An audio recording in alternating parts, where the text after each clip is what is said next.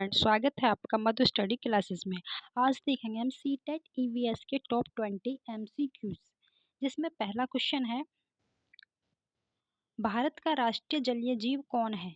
भारत का राष्ट्रीय जलीय जीव कौन है? मगरमच्छ है, गंगा डॉल्फिन है, कछुआ है या व्हेल मछली है? तो भारत का राष्ट्रीय जलीय जीव गंगा डॉल्फिन है। भारत का राष्ट्रीय जलीय जीव गंगा डॉल्फिन है। अगला क्वेश्चन है, विटामिन सी का प्रमुख स्रोत है। विटामिन सी का प्रमुख स्रोत है। तो विटामिन सी का प्रमुख स्रोत है नींबू। अगला क्वेश्चन है, इसमें सबसे कठोर प्राकृतिक पदार्थ है। सबसे कठोर प्राकृतिक पदार्थ है सोना है, हीरा है, चांदी है, तांबा है। तो सबसे कठोर प्राकृतिक पदार्थ है हीरा। अगला क्वेश्चन है, पौधे अपना भोजन किस प्रक्रिया से बनाते हैं? पौधे अपना भोजन किस प्रक्रिया से बनाते हैं? तो पौधे अपना भोजन श्वसन से, प्रकाश संश्लेषण से, वाष्पोत्सर्जन से या अंकुरण से बनाते हैं। तो पौधे अपना भोजन प्रकाश संश्लेषण से बनाते हैं। आगे, निम्न में से कौन स्तनधारी है? कौन स्तनधारी है? चमगादड़ है, कबूतर है, छिपकली है, मेंढक है। तो इसमें स्तनधारी जो पक्षी है वो है चमगादड़। अगला क्वेश्चन है, जल का शुद्ध रूप कौन सा है? जल का शुद्ध रूप है वर्षा का जल, समुद्री जल, तालाब का जल, नदी का जल। तो जल का शुद्ध रूप है वर्षा का जल। अगला क्वेश्चन है, रेशम किससे प्राप्त होता है? रेशम मधुमक्खी से प्राप्त होता है, रेशम के कीड़े से प्राप्त होता है, भेड़ से प्राप्त होता है, बकरी से प्राप्त होता है। तो रेशम प्राप्त होता है रेशम के कीड़े से। आगे, पृथ्वी का प्राकृतिक उपग्रह है।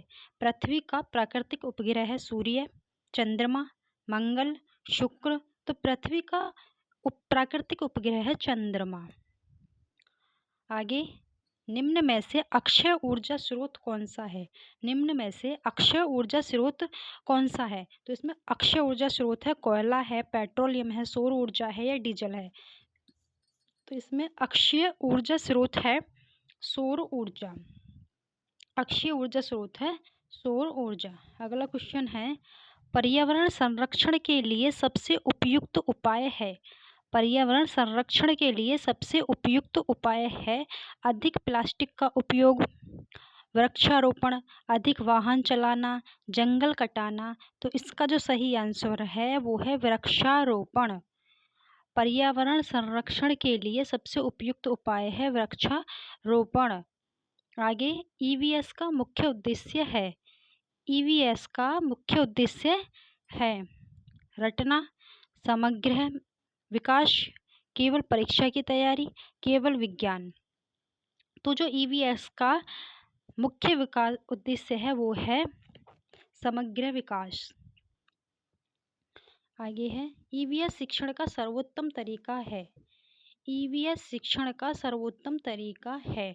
तो ईवीएस शिक्षण का सर्वोत्तम तरीका व्याख्यान, गतिविधि आधारित शिक्षण, केवल पुस्तक पढ़ाना, गृह कार्य कराना।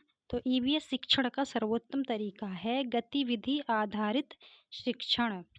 आगे, ईवीएस में स्थानीय परिवेश का उपयोग क्यों किया जाता है? ईवीएस में स्थानीय परिवेश का उपयोग क्यों किया जाता है? समय बिताने के लिए, वास्तविक अनुभव देने हेतु, अनुशासन के लिए, अंक बढ़ाने हेतु। तो ईवीएस में स्थानीय परिवेश का उपयोग वास्तविक अनुभव देने हेतु किया जाता है। आगे है, ईवीएस में भ्रमण, फील्ड विजिट। ईवीएस में भ्रमण का उद्देश्य है, फील्ड विजिट का उद्देश्य है मनोरंजन, प्रत्यक्ष अनुभव प्रदान कराना, छुट्टी देना, परीक्षा लेना। तो ईवीएस में भ्रमण का उद्देश्य है प्रत्यक्ष अनुभव प्रदान कराना। आगे क्वेश्चन है, बच्चे की जिज्ञासा बढ़ाने के लिए शिक्षक को क्या करना चाहिए?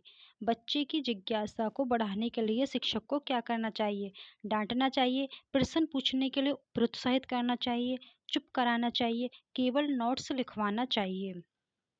तो बच्चे की जिज्ञासा को बढ़ाने के लिए शिक्षक को प्रश्न पूछने के लिए प्रोत्साहित करना चाहिए। अगला क्वेश्चन है, दालें किसका अच्छा स्रोत है? दालें किसका अच्छा स्रोत है? कार्बोहाइड्रेट्स का, प्रोटीन का, वसा का, विटामिन का। तो दालें प्रोटीन का सबसे अच्छा स्रोत है। आगे, मधुमक्खियाँ किस प्रक्रिया में सहायक हैं? मधुमक्खियाँ किस प्रक्रिया में सहायक हैं? परागण में, श्वसन में, पाचन में, अंकुरण में। तो मधुमक्खियाँ परागण में सहायक हैं। आगे क्वेश्चन है, रक्त का लाल रंग किसके कारण होता है? रक्त का लाल रंग किसके कारण होता है? तो रक्त का लाल रंग कैल्शियम के कारण होता है, हीमोग्लोबिन के कारण होता है, आयोडीन के कारण होता है या सोडियम के कारण होता है। तो जो रक्त का रंग होता है वो हीमोग्लोबिन के कारण लाल होता है। आगे, सबसे बड़ी हड्डी है, सबसे बड़ी हड्डी है, फीमर है, रेडियस है, टिबिया है या अल्ना है। तो जो सबसे बड़ी हड्डी है वो है फीमर। मनुष्य के शरीर में सबसे बड़ी हड्डी है फीमर। पृथ्वी पर सबसे अधिक जल कहाँ पाया जाता है? नदियों में, महासागरों में, झीलों में, तालाबों में। तो पृथ्वी पर सबसे अधिक जो जल पाया जाता है वो पाया जाता है महासागरों में। पृथ्वी पर सबसे अधिक जल पाया जाता है महासागरों में। अगर वीडियो पसंद आई हो तो चैनल को लाइक से सब्सक्राइब करें और अपना कमेंट में स्कोर बताएं। और आपको वीडियो कैसी लगी है